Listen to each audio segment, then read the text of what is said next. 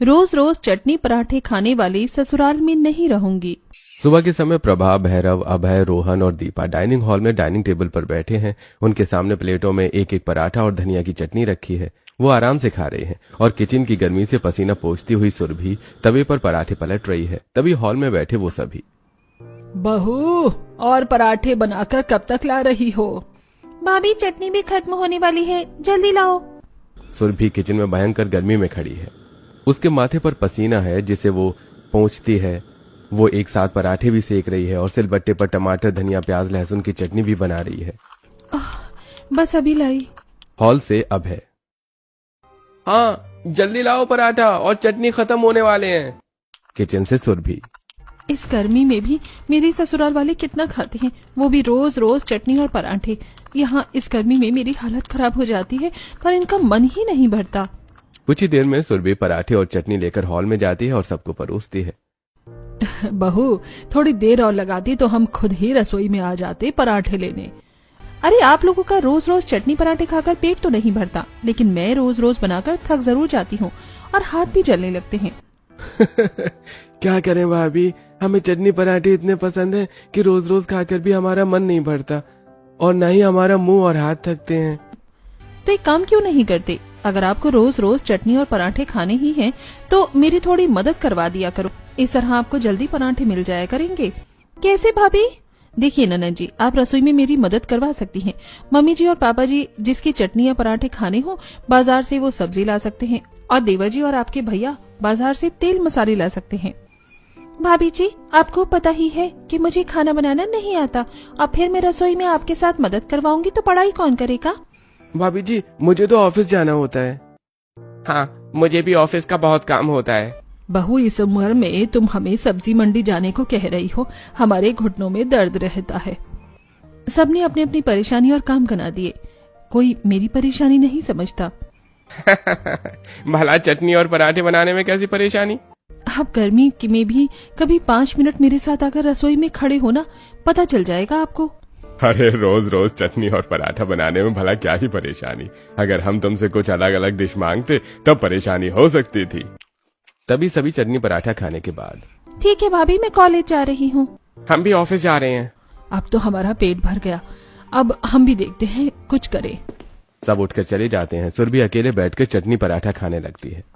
पता नहीं इस चटनी और पराठों में ऐसा क्या है जो मेरे ससुराल वाले इतना दीवाने हैं। सुरभि चटनी पराठा खाकर डाइनिंग हॉल में और किचन की सफाई करके अपने कमरे में चली जाती है और दोपहर को भी अपने सास ससुर को चटनी पराठा बनाकर खिलाती है और डिनर के चटनी पराठों के लिए सब्जी लेने सब्जी मंडी पहुंच जाती है। वहां से वो गोभी, मिर्च, हरी धनिया, अदरक और लहसुन खरीद कर लाती है और किचन में जाकर सिलबट्टे में हरी धनिया, लहसुन और अदरक की चटनी पीसकर गोभी के पराठे बनाकर डाइनिंग हॉल में पूरे परिवार को सर्व करती है। फिर से वही चटनी, सुबह ही तो बनाई थी, बहू कोई और चटनी बना देती। अरे बाजार में मुझे यही मिला तो मैं ले आई, और चटनी पीसकर मेरे हाथ अभी भी चल रहे हैं। थोड़ा और घूम लेती, कुछ और सब्जी मिल जाती। मैं पहले से ही थकी हुई रहती हूँ, मुझसे और घूमा नहीं जाता। मैंने इनसे कहा भी था कि मैं थकी हुई हूँ, मेरे हाथ जल रहे हैं, लेकिन किसी का ध्यान मेरे थके हुए होने पर या जलन पर नहीं गया। उनका ध्यान इस बात पर गया कि सुबह की चटनी मैंने रात में भी पीस दी। उन्हें मेरी कोई फिक्र है ही नहीं। सभी लोग चटनी पराठे खाकर अपने अपने कमरों में चले जाते हैं और सुरभि भी थोड़ी देर में घर का सारा काम समेटकर अपने कमरे में पहुंचकर नाइट गाउन पहनकर जैसे ही बिस्तर पर लेटने वाली होती है, बिस्तर पर पहले से ही लेटा उसका पति अब है। तुम कल किस चीज के पराठे बना रही हो? देखो मेरा दिमाग खराब मत करो, मैं वैसे ही बहुत थकी हुई हूँ, मुझे बहुत नींद आ रही है। पराठों के बारे में कल बात करेंगे। जैसे वो आंख बंद करती है उसकी माँ का फोन आ जाता है। सुरभि टेबल पर रखा फोन उठाती है। माँ इतनी रात में फोन किया, सब ठीक तो है ना? बेटा सब ठीक है, तू बुआ बन गई है, कल जल्दी से हॉस्पिटल आ जाना। अरे वाह मम्मी, क्या गुड न्यूज दी है, मैं कल सुबह ही पहुंच जाऊंगी। सुरभि फोन रखती है और वो खुशी खुशी सो जाती है। फिर अगली सुबह हॉल में अखबार पढ़ते हुए उसके ससुर, सास, नंद और देवर चटनी और पराठों के इंतजार में बैठे होते हैं। अखबार पढ़ रहे भैरव के अलावा सब बेचैनी से किचन के दरवाजे की तरफ देख रहे हैं। तभी अखबार नीचे रखते हुए, अरे आज पराठों की खुशबू अभी तक नहीं आई। प्रभा जरा देखो बहू क्या कर रही है। तभी अपने कमरे से सुरभि छोटा सा बैग लिए वहां आती है। अरे बहू कहाँ जा रही हो इतनी सुबह सुबह, और ये बैग? पापा जी मैं मायके जा रही हूँ, मैं बुआ बन गई हूँ। सभी चौंक कर एक दूसरे को देखते हैं। क्या? फिर भाभी पराठे कौन बनाएगा? धीवर जी घबराओ मत, मैंने आटा गूंथ दिया है और चटनी भी तैयार है। बस सासू माँ और दीपा किचन में जाकर बना लेंगी। मैं तो चली, मुझे अब देर हो रही है। सुरभि बिना किसी को कुछ और बोलने का मौका दिए बिना ही तेजी से हॉल से बाहर निकल जाती है और सभी उसे जाते हुए देखते रह जाते हैं। बहू को मायके जाने की कितनी जल्दी रहती है, अब पराठे कौन बनाएगा? और कौन बनाएगा? मैं बनाऊंगी। दीपा मेरे साथ रसोई में चल। प्रभा दीपा को अपने साथ रसोई में ले जाती है। वो दोनों वहां जाकर देखती हैं कि सिलबट्टे पर धनिया की चटनी पिसी हुई रखी है और गैस स्टैंड पर रखी परात में गुथा हुआ आटा रखा है। दोनों माँ बेटी गैस जलाकर चूल्हे पर तवा रखती हैं और पराठे बेलने और सेकने में जुट जाती हैं। प्रभा पराठे बेलने लगती है और दीपा सेकने की कोशिश करती है। तभी गर्मी की वजह से उसके माथे से पसीना बहने लगता है, माथे का पसीना पोंछते हुए। उफ, कितनी गर्मी है। हाँ मुझे पता है, ये नहीं कि पराठे बनाकर जाती, हमारे माथे छोड़ गई। गर्मी से परेशान दीपा जल्दी जल्दी कुछ पराठे कच्चे छोड़ देती है, कुछ जला देती है और उसकी माँ भी कुछ पराठे मोटे बेलती है और कुछ पतले और कुछ आड़े टेढ़े। इस गर्मी में हालत खराब हो गई है मम्मी, प्लीज भाभी को जल्दी से फोन लगाकर बुला लेना, ज्यादा दिन तक रहने मत देना उन्हें। माथे का पसीना पोंछते हुए। हाँ मैं कल ही उसे फोन लगाती हूँ। जल्दी जल्दी पराठे बेल सेक कर दोनों माँ बेटी चटनी के साथ डाइनिंग हॉल में बैठे सभी घर वालों को सर्व करती हैं। वो सभी पहले पराठों को घूरते हैं, फिर रोहन जला हुआ पराठा उठाता है और ये क्या है? ये तो आधा जला है और यहाँ से बिल्कुल कच्चा है। अबे चटनी चक्कर। और चटनी? माँ चटनी परोसने से पहले चखी नहीं थी क्या? इसमें नमक तो बिल्कुल भी नहीं है। बस बहुत हो गया, इतनी गर्मी में हमने तुम्हारे लिए पराठे बनाए और तुम शिकायत कर रहे हो। चुपचाप खा लो। लेकिन मम्मी ऐसे पराठे कैसे खाएं? भैया मैंने इतनी गर्मी में पहली बार पराठे बनाने की कोशिश की और आप मेरी तारीफ करने की बजाय कमी निकाल रही हो। सभी शिकायत करते हुए बेमन से चटनी पराठे खाते हैं। ठीक है, अब हम ऑफिस जा रहे हैं। दोनों भाई थोड़ा बहुत खाकर ही ऑफिस के लिए निकल जाते हैं और शाम को ऑफिस से घर आते समय रास्ते में पड़ने वाली सब्जी मंडी में रुककर आलू, टमाटर, भिंडी, गवार फली, अदरक, लहसुन, प्याज, मिर्ची और हरी धनिया के ढेर देखकर, यार भैया भाभी रोज रोज ये सब कैसे करती होंगी? मुझे तो समझ ही नहीं आ रहा कि कौन सी सब्जी लें और कैसे लें। बस अदरक, धनिया, मिर्ची और करेला ले लेते हैं, चटनी के लिए यही सब तो चाहिए होता है। और पराठों के लिए पनीर। दोनों भाई झोले में अदरक, धनिया, मिर्ची और पनीर खरीद कर घर पहुंचते हैं और हॉल में बैठी अपनी माँ को झोला खोलकर दिखाते हुए, मम्मी देखो हम चटनी पराठा बनाने के लिए क्या क्या लाए हैं। झोला टटोलते हुए, और करेला भी ले आए। प्रभा झोले में देखती है, उसे पनीर से बदबू आती है और सब्जियां मुरझाई हुई होती हैं। इतने बड़े बाजार में तुम्हें यही सब्जियां मिली और ये करेला किस चटनी में डालोगे? मम्मी जो हमें समझ में आया हमने ले लिया, मैं रोज रोज सब्जी नहीं खरीदता हूँ ना। ठीक है, अब जो है उसी में करती हूँ कुछ। प्रभा झोला लेकर किचन में चली जाती है। कुछ देर में दीपा भी वहां पहुंचती है। दीपा सिलबट्टे में अदरक, लहसुन, प्याज और धनिया की चटनी पीसने लगती है और प्रभा पनीर के पराठे बनाने लगती है। दोनों गर्मी और थकान से बेहाल हो जाती हैं। चटनी पीस रही दीपा, मम्मी अगर अब इन लोगों ने पराठे खाने में नाटक किया तो मैं इन्हें बताऊंगी, मेरे हाथ जलने लगे हैं अभी से। कुछ ही देर में दोनों माँ बेटी चटनी पराठे लेकर हॉल में आती हैं और अभय, रोहन और भैरव को परोसती हैं। भैरव चटनी पराठा का पहला कौर खाता है और अरे क्या है ये? पराठे को ध्यान से देखते हुए अभय, ये तो लग ही नहीं रहा है कि पनीर पराठा है। भैया आपको पराठे नहीं खाने तो मत खाओ, लेकिन कमी मत निकालो। दीपा तो खुद खाकर देख, फिर बता कैसे बने पराठे और चटनी। दीपा चटनी और पराठा चखती है। पापा सच में इसमें तो कोई स्वाद ही नहीं है और चटनी पीसकर अभी तक मेरे हाथ जल रहे हैं। भाभी को गए अभी एक दिन भी नहीं हुआ और हम चटनी पराठे खाने को तरस गए हैं। अब अपनी जेब से फोन निकालता है और फूड डिलीवरी ऐप ओपन करके, ऐसा नहीं हो सकता कि हम पराठों के शौकीन पराठे न खाएं। मैं अभी होटल से ऑर्डर करता हूँ, पराठे और चटनी। अब फटाक से पीनट चटनी और आलू पराठे ऑर्डर कर देता है। कुछ ही देर में डिलीवरी पार्टनर पार्सल लेकर आ जाता है। दरवाजे पर जाकर अभय पार्सल रिसीव करके डाइनिंग हॉल में सब लोगों को सर्व करता है। लेकिन जैसे ही सब लोग खाना शुरू करते हैं सबके मुंह बन जाते हैं। उस चटनी में कितना ज्यादा मसाला डाल दिया। पराठे का तेल उंगली में लगाकर, और तेल देखो पैसे बर्बाद हो गए। बस मैं अभी बहू को फोन लगाकर बुलाती हूँ। प्रभा अपना फोन उठाती और सुरभि को कॉल करती है, लेकिन हॉस्पिटल में अपनी भाभी के बेड के बगल वाले खाली बड़े बेड पर न्यू बॉर्न भतीजे को गोद में लिए बैठी सुरभि कॉल पिक नहीं करती। उसी दिन शाम को उसके सास ससुर हॉल में बैठे हुए उसी के बारे में बात कर रहे थे। बहू मायके जाते ही ससुराल को भूल गई, ये क्या तरीका है, कम से कम एक बार फोन तो कर लेती। बुआ बनी है तो मायके वालों के साथ मौज मस्ती कर रही होगी, क्यों परेशान होती हो। तभी अभय और रोहन वहाँ आते हैं। खाने में क्या है माँ? वही पराठे और साथ में मूंगफली की चटनी। तभी प्रभा का फोन बजता है। फोन देखते ही प्रभा का चेहरा खिल उठता है और वो जैसे ही कॉल रिसीव करती है। हेलो बहू। सॉरी मम्मी जी, उस दिन मैं हॉस्पिटल में थी इसीलिए बात नहीं कर पाई। आज फ्री होके आपको कॉल किया है। अरे सुरभि बहू, मैं समझ सकती हूँ, तुम बस जल्दी आ जाओ, हम तुम्हें बहुत याद कर रहे हैं। तुम्हारे बिना तो हमारा बहुत बुरा हाल है, चटनी पराठों के लिए तरस गए हैं। बस मैं कल आ ही रही हूँ मम्मी जी, जल्दी आओ बहू। प्रभा फोन डिस्कनेक्ट करती है और कल आने वाली बहू का इंतजार आज से ही शुरू हो जाता है।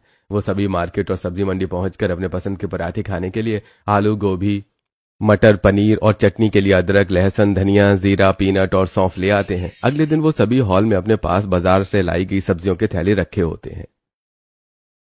अब तक तो बहू को आ जाना चाहिए था। हाँ पापा, न जाने भाभी कहाँ रह गई, मुझे बहुत भूख लगी है। भाभी के आते ही आज हम सब अपनी मनपसंद चटनी और पराठे खाएंगे। मैंने पनीर लिया है, चटनी के लिए अदरक, लहसुन और हरा धनिया सब रखा है। तभी दरवाजा खुलता है और दरवाजे से वही पुराना ट्रॉली बैग लिए सुरभि अंदर आती है। वो थकी हुई है, फिर भी उसके चेहरे पर मुस्कान है। मैं आ गई। अभय उठता है और सुरभि से उसका ट्रॉली बैग ले लेता है और सुरभि सोफे पर बैठ जाती है। मैं तो थक गई। वहाँ सब मेरे साथ ऐसे पेश आ रहे थे जैसे कि मैं कहीं की प्रेसिडेंट हूँ।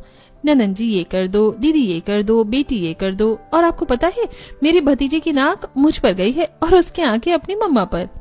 बहू, अब तुम आ ही गई हो तो जल्दी से हमारे लिए चटनी पराठे बना दो। तुम्हारे बिना हम चटनी पराठे खाने को तरस गए हैं। क्या मम्मी जी, आप भी ना लगता है मेरे आने का इंतजार कर रहे थे। मैं अभी बहुत थक गई हूँ, मैं किचन में नहीं जा सकती। थोड़ी हमारी हालत भी समझो प्लीज, चली जाओ किचन में, हम सब बहुत भूखे हैं। ठीक है, जा रही हूँ। सबको अपनी अपनी पड़ी है, मेरी तो किसी को चिंता ही नहीं है। अरे रुको, पराठे के लिए गोभी, पनीर, अदरक, लहसुन और ये सब सामान ले जाओ। सब हमारे मनपसंद के पराठे और चटनी बनाकर ले आना। प्रभा वहाँ रखे सारे थैले सुरभि को पकड़ा देती है। सुरभि थैलों की तरफ देखती है और इतनी वैरायटी की चटनी और पराठे मैं अकेले कैसे बनाऊंगी, जैसे तुम हमेशा बनाती आई हो। थकी सुरभि सारा सामान उठाती है और किचन की ओर चली जाती है। किचन पहुंचकर सुरभि गैस चूल्हे पर भगोने में आलू उबलने के लिए रखती है और सिलबट्टे पर मूंगफली, लहसुन और धनिया की चटनी पीसने के बाद फूल गोभी कद्दूकस करने लगती है। मैं तो सोच रही थी ससुराल जाऊंगी तो मेरे आने पर सब लोग खुश हो जाएंगे, लेकिन इन्होंने तो आते ही मुझे काम पर लगा दिया। वो धीरे धीरे सभी के मनपसंद पराठे और चटनियां बनाती है और ट्रे में रखकर डाइनिंग हॉल में ले जाकर सबको सर्व करती है। बहुत दिनों बाद सभी लोग सुरभि के हाथ के बने चटनी और पराठे खाके मंत्रमुग्ध हो जाते हैं। वाह बहू, आज फिर तुमने कमाल कर दिया। अब हम तुम्हें घर से बाहर कहीं नहीं जाने देंगे। हाँ भाभी, आपके न रहने पर इन लोगों ने मेरी हालत खराब कर दी है।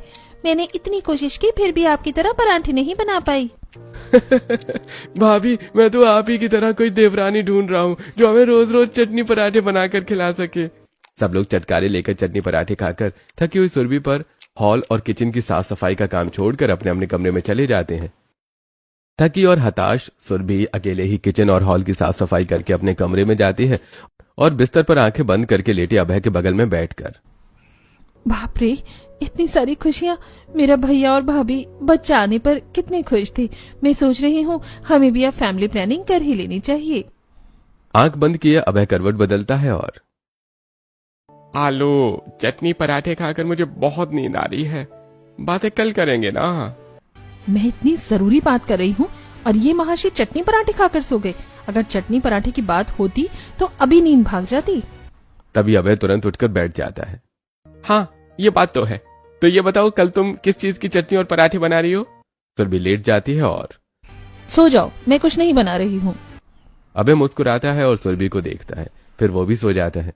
ऐसे ही कुछ दिन बीत जाते हैं और गर्मी में सुरभि को चटनी और पराठे बनाने से फुर्सत नहीं मिलती और मार्केट जाकर सब्जियां भी उसे ही लानी पड़ती हैं।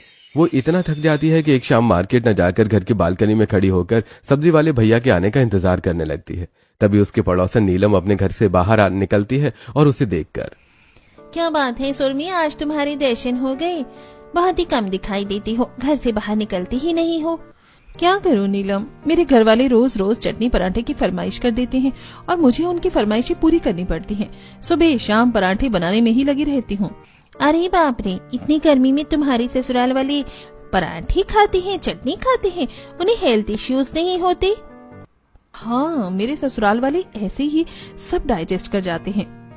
तभी सब्जी वाला पवन वहां आता है। सुरभि जल्दी से बालकनी से नीचे उतरकर सब्जी लेने उसके पास पहुंच जाती है और धनिया और मिर्ची लेकर किचन में पहुंच जाती है और हमेशा की तरह सिलबट्टे पर धनिया और मिर्च की चटनी पीस कर सादे पराठे बनाती है और डाइनिंग हॉल में बैठे पूरे परिवार को सर्व करती है। सब लोग खाना शुरू करते हैं।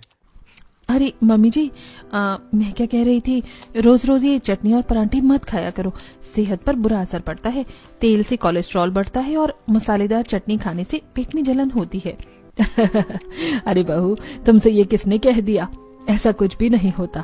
हम इतने सालों से खा रहे हैं, हमें तो कुछ भी नहीं हुआ। और जो भी तुम्हें ऐसा कहे उन्हें मुझसे मिलाना, हम उन्हें समझाएंगे अच्छे से। अपनी सास की बात सुनकर सुरभि चुपचाप उन्हें चटनी पराठे खाते हुए देखने लगती है। तभी अचानक, अरे याद आया, मेरे कलीग की शादी है तो उसने मुझे और तुम्हें इनवाइट किया है। कल तुम तैयार है ना? हम दोनों चलेंगे। ठीक है, मैं बिल्कुल तैयार रहूंगी। कुछ देर तक मायूस सुरभि एकदम से चहक उठती है और सब लोगों को चटनी पराठे खिलाने के बाद सारा काम खत्म करके अपने कमरे में चली जाती है। और अगले दिन सुरभि सुंदर साड़ी में तैयार होकर छोटा पर्स हाथ में लिए हॉल में आती है, जहां पहले से ही तैयार और छोटा ट्रॉली बैग लिए सभी घर वालों के साथ बैठा उसका इंतजार कर रहा अब है। सुरभि, तुम्हारा कपड़ों का बैग कहाँ है? हम बस एक दिन के लिए जा रहे हैं ना, तो कपड़ों की क्या जरूरत है? डेस्टिनेशन वेडिंग है, कम से कम 3 दिन तो लगेंगे ही। 3 दिन? नहीं नहीं बहू, अगर तुम 3 दिन घर से बाहर रहोगी तो हमें रोज चटनी पराठे बनाकर कौन खिलाएगा? हमें बनाने नहीं आते। हाँ बहू, तुम कहीं नहीं जाओगी, यहीं घर पर रहो। मतलब मैं आप लोगों को सिर्फ चटनी पराठे बनाकर खिलाने के लिए अपने पति के साथ कहीं न जाऊं? हाँ बहू, तुम यहीं रुको। बेटा अभय, तुम अकेले चले जाओ, बहू को यहीं छोड़ दो। ठीक है पापा। अभय सुरभि की ओर देखता है और फिर सिर झुकाकर ट्रॉली बैग लेकर निकल जाता है। अभय के जाते ही सुरभि गुस्से में अपना पर्स जमीन पर फेंक देती है और तेजी से अपने कमरे की ओर चली जाती है। गुस्से से भरी हुई सुरभि बिस्तर पर लेट जाती है। लगभग 2 घंटे बाद उसकी सास वहां आती है और, बहू, तुम यहाँ कमरे में क्या कर रही हो? चटनी पराठे नहीं बनाने क्या? बस बहुत हो गया मम्मी जी, अब मैं रोज रोज चटनी पराठे खाने वाले ससुराल में नहीं रहूंगी। मैं मायके जा रही हूँ। मायके? हाँ मायके। बहुत परेशान करके रखा है आप लोगों ने। ना मैं आराम कर सकती हूँ, ना ही कहीं बाहर जा सकती। अगर आपको चटनी पराठे खाने का इतना ही शौक है ना, तो खुद बना लिया करो। सुरभि उठती और अलमारी के ऊपर रखा अपना ट्रॉली बैग नीचे उतारकर अलमारी खोलती है और अपने कपड़े रखने लगती है। प्रभा घबराकर हॉल में जाती है और वहां बैठे सबको इसके बारे में बताती है। तब तक गुस्से में औने पौने तरीके से बैग पैक करके सुरभि ट्रॉली बैग लेकर हॉल में पहुंच जाती है। उसे देखते ही वो सभी उसके पास आकर उसे घेर लेते हैं और, बहू रुक जाओ, ऐसे मत जाओ। हाँ बहू, हम तुम्हारी बात मानेंगे, जैसा तुम कहोगी वैसा करेंगे। रोहन सुरभि के सामने हाथ जोड़कर खड़ा हो जाता है और, भाभी प्लीज रुक जाओ। अब आप हमें हफ्ते में 1-2 बार भी चटनी और पराठे बनाकर खिलाओगी ना, तो हम उसमें भी खुश रहेंगे। सुरभि सबके मुरझाए चेहरे देखती है और, ठीक है, अगर आप अपने वादे से पलटे तो मैं भी अपने वादे से पलट जाऊंगी और रोज रोज चटनी पराठे खाने वाले ससुराल में नहीं रहूंगी। यहाँ से चुपचाप मायके चली जाऊंगी। सब लोगों के मानने के बाद सुरभि अपनी बात सबके सामने मजबूती से रखती है और ट्रॉली बैग लेकर वापस अपने कमरे में चली जाती है। और कुछ देर बाद किचन में जाकर दाल चावल बनाकर रोज रोज चटनी पराठा खाने वाले ससुराल वालों को डाइनिंग हॉल में सर्व करती है। वो सब बिना किसी शिकायत के खाते हैं। बड़े दिनों बाद रोज रोज चटनी पराठे खाने वाले ससुराल में मैंने दाल चावल बनाए हैं। खुशबू से बहुत स्वाद लग रहा है। चुपचाप खाना खाकर सभी लोग अपने अपने कमरे में चले जाते हैं। उनके जाने के बाद सुरभि भी स्वाद लेकर दाल चावल खाती है। अरे वाह, बड़े दिनों बाद रोज रोज चटनी पराठे खाने वाले ससुराल में दाल चावल का स्वाद चखा है। गुस्सा दिखाने का कुछ तो फायदा हुआ।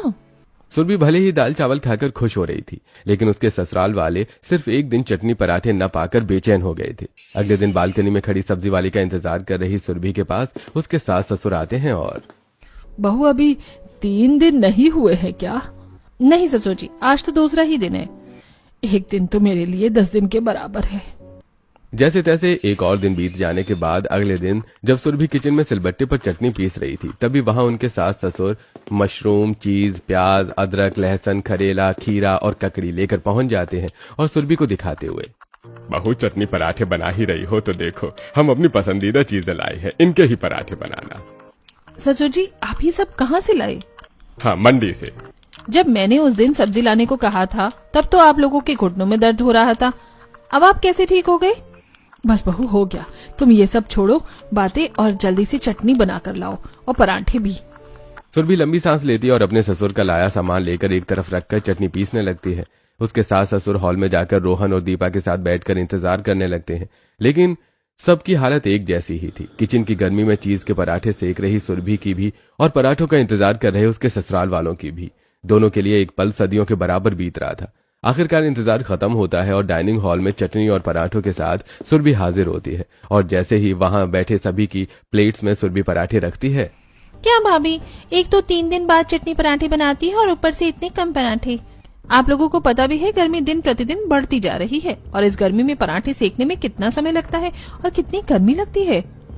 बहू, ये तुम्हारे पराठे न बनाने के सिर्फ बहाने हैं। हमने तुम्हारी बात मानी, रोज रोज की बजाय हफ्ते में 2 बार पराठे खाने को तैयार हो गई, फिर भी तुम बहाने कर रही हो। मैं बहाने नहीं कर रही बल्कि अपनी परेशानी बता रही हूँ। सुरभि सबकी बातें नहीं सुनना चाहती थी, इसलिए वो चुपचाप अपने कमरे में चली जाती है।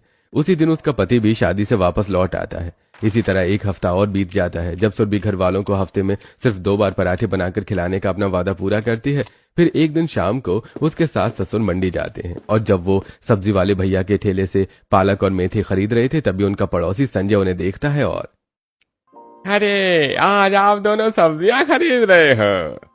हाँ, क्या करें, हमारी मजबूरी है। अरे कैसी मजबूरी? हमें रोज चटनी पराठे खाने की आदत है, लेकिन हमारी बहू को इतना काम करने में भी आलस आता है। उसने हफ्ते में सिर्फ 2 बार बनाने का फैसला किया है, तो हम अपनी मनपसंद चटनी की सब्जी खरीद रहे हैं। क्या तुम्हारी बहू इतनी आलसी और कामचोर है? अब हम तुम्हें क्या ही बताएं अपनी बहू के बारे में। थोड़ी ही दूर सब्जियां खरीद रही सुरभि उनकी सारी बातचीत सुन लेती है और मतलब मैं इनके बारे में इतना करती हूँ, इतना सोचती हूँ, और ये सब मेरे बारे में ऐसा सोचते हैं, पड़ोसियों से मेरी चुगली करते हैं। अब मैं बताऊंगी, अब मैं रोज रोज चटनी पराठे खाने वाले ससुराल में नहीं रहूंगी। भड़की हुई सुरभि अपने सास ससुर के घर पहुंचने से पहले घर पहुंच जाती है और अपने कमरे में जाकर व्यवस्थित तरीके से ट्रॉली बैग में अपने कपड़े रखकर हॉल में अपने सास ससुर के आने का इंतजार करने लगती है। और जब वो दोनों सब्जी मंडी से घर पहुंचते हैं तो उनके हाथ में ट्रॉली बैग को देखकर, क्या हुआ बहू, अब तुम कहाँ जा रही हो? मैं अब यहाँ 1 मिनट भी नहीं रुकूंगी। मैंने बाजार में आपकी बातें सुनी, आप मेरे बारे में ऐसा सोचते हो? ऐसी गर्मी में आप लोगों को रोज रोज अलग अलग तरह की चटनी पराठे बनाकर खिला रही हूँ, फिर भी आप मेरी बुराई करते हो। मेरे हाथ घंटों जलते हैं सिलबट्टे पर चटनी पीसकर, फिर भी मैं पीसती हूँ। हाँ, हमने कहा तो क्या गलत किया? तुम्हें बुरा लग गया? अब तुम्हें जाना है तो जाओ। तुम्हें क्या लगता है कि हम तुम्हारे बिना चटनी और पराठे नहीं खा सकते? हाँ खाओ ना, रोका किसने है? सुरभि वहां से अपने मायके के लिए निकल जाती है। तभी अभय भी ऑफिस से घर पहुंचता है। सुरभि के मायके जाने के बाद प्रभा और दीपा मिलकर किचन में चटनी और पराठे बना रही हैं। प्रभा सिलबट्टे पर चटनी पीस रही है और पसीने से तर दीपा चूल्हे पर रखे तवे पर पराठे सेक रही है। चटनी और पराठे बन जाने के बाद माथे का पसीना पोंछते हुए हॉल में बैठे सब लोगों को सर्व करने जाती है। ये लो, भाभी से भी अच्छी चटनी और पराठे बनाए हैं हमने। दोनों माँ बेटी मिलकर सबको सर्व करती हैं और जैसे ही सब लोग खाना शुरू करते हैं, हाँ, अब हम बहू का घमंड तोड़ कर रहेंगे। अब जब तक रहना है अपने मायके में रहे, कोई उसे बुलाने नहीं जाएगा।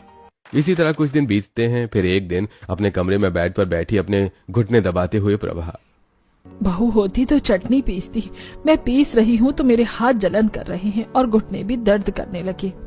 और इधर अपने कमरे में किताब लिए बैठी दीपा, मैं रोज रोज पराठे बनाकर खुद पर ध्यान ही नहीं दे पा रही हूँ, मेरी आंखें जलने लगती हैं। भाभी पता नहीं कैसे सब कर लेती थी। कुछ देर बाद वो दोनों हॉल में आती हैं, जहां पहले से ही बैठे हुए भैरव, रोहन और अभय उनका ही इंतजार कर रहे थे। वो दोनों भी उनके साथ सोफों पर बैठ जाती हैं। क्या हुआ, आज तुम दोनों चटनी पराठे नहीं बना रही हो?